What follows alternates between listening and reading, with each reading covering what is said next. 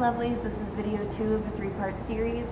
If you didn't see the first part, please go back and watch it. It's a very ramshackle overview of the new vaping legislation, and as I find things out, I will of course update and do the little bubbles and all that to clarify things. This video is about the Cole-Bishop Amendment to the Agricultural Appropriations Bill amending the grandfather date for the deemed tobacco products. Or just the Cole-Bishop Amendment, if you don't want to say all that. So,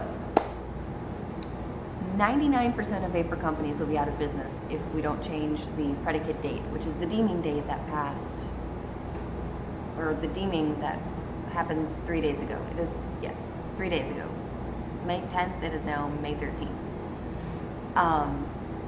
We have to convince Congress to change the date from February 15th, 2007 to something more recent, because in February of 2007 there was virtually nothing on the market, and not to mention nothing that was as safe as we're trying to be today. Last year, I believe, there was an attempt to change the predicate date by attaching what's known as a rider to the appropriation bill, but it failed because public attention and unfavorable political dynamics led to things becoming toxic. So the appropriation rider failed on December of 2015. So this year we had to come up with something different. So now we've developed what's called a bipartisan language. Now I'm not going to pretend to know what that means. But what I can tell you is the Cole-Bishop Amendment will move the predicate date from February of 2007 to the effective date of the deeming regulation, which, if I'm understanding this correctly, was May 10th, 2016. And they're giving us until August 8th of 2016 to follow the new rules. So the date will either be grandfathered as of May 10th, 2016 or August 8th of 2016. I'm not 100% certain when that will be.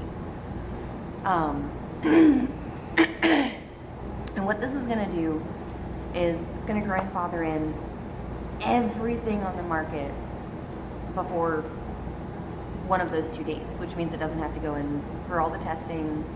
None of the liquid has to, none of the devices have to. We can continue to sell those specific products. And what that's going to also do is save vapor companies because it, like I said, it cuts out the really expensive testing and applications and all that jazz that we'll have to go through. It's only for existing things though. Anything made after this is going to have to go through, check my notes. It's going to have to go through the pre-market evaluation if it's completely 100% brand new device. Now, say you take the drip box, for example. Say a company wants to make something very similar to the drip box, but change like a new battery safety feature and a new safety LED thing, or put in a new microchip or something. They can go to the FDA and go, this is exactly like the other one, but we've made 2 improvements. So it's going to cost less to get tested, take less time, and it'll probably be approved easier because it's similar to something already on the market. It still focuses product safety. They're going to require the FDA to start their impending rulemaking process for product standards on batteries within 12 months instead of waiting 3-4 years. This is important because it creates the bipartisan support for changing the predicate date and gives us time to work with the FDA to adopt a more reasonable battery standard for our products, because we need it. Our batteries are unsafe. There are people who don't know that you can buy cases for these batteries and just keep them in their pockets. And that's dangerous, and we need to try and protect each other and help each other out with these things.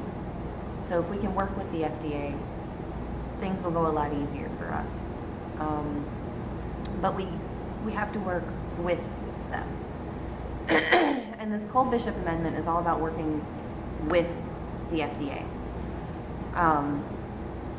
Another part of the Cole-Bishop Amendment focuses on protecting the youth, which is also something the FDA is trying to do. The Cole Bishop way is to limit newspaper, magazine, or other print advertising to adult publications. So like 85% or more of readers have to be adults. You have to do face-to-face sales, and so you couldn't do like a self-service display or a vending machine unless you own an age-restricted venue. And I'm sure most of you know what that means. There's also going to be a label regulation within 12 months to include keep out of reach of children and underage sale prohibited, and inaccurate nicotine content, which are things that we already do that I've noticed on labels. And that's very smart, but people aren't paying attention to it.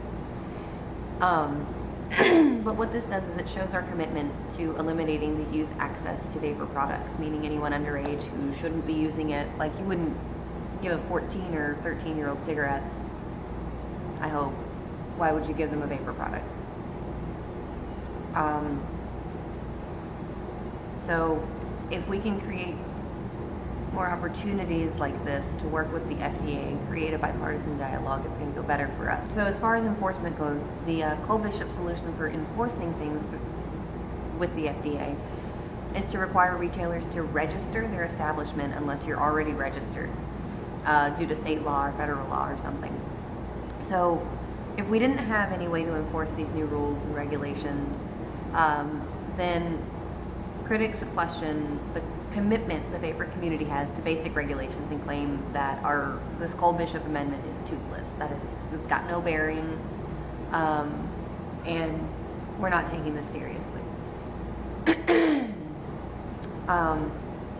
Unfortunately, the Cole Bishop amendment does not involve flavors in any way. This is just for devices. It's not for e-liquid or anything.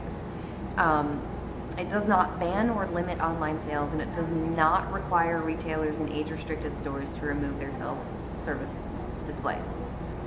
I don't know of any vapor products that are in a self-service display, though. Putting a mod in a vending machine would seem dangerous to me and kind of stupid, but I digress. So that's pretty much what the Cole Bishop Amendment is all about. I don't know if I covered this in my last video. If I did, I'm going over it again.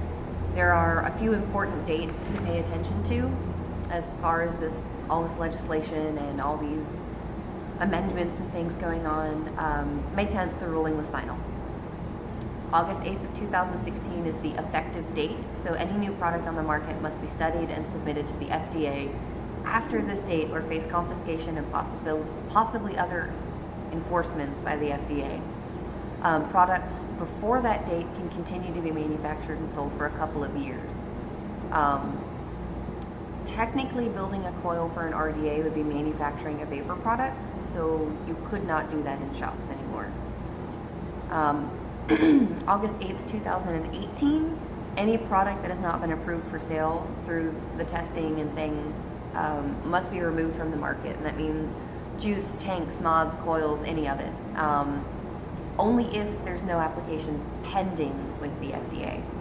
And on August 8th, 2019, any products that had applications that were not yet approved absolutely must be removed from market and not sold in any way, shape, or form. Just gone. Poof.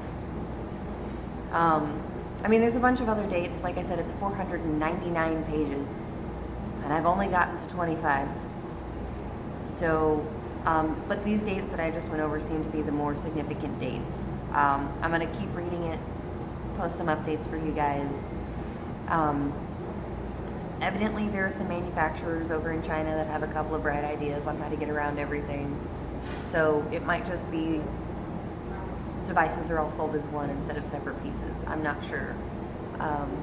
Here's hoping they can come up with something to help out with everything. But so that's it on Cole Bishop Amendment. Next video's right after this. There's a link to it over here. I hope. If not, it's going to be on the other side and I'm going to look stupid. So I'll see you guys in a few minutes.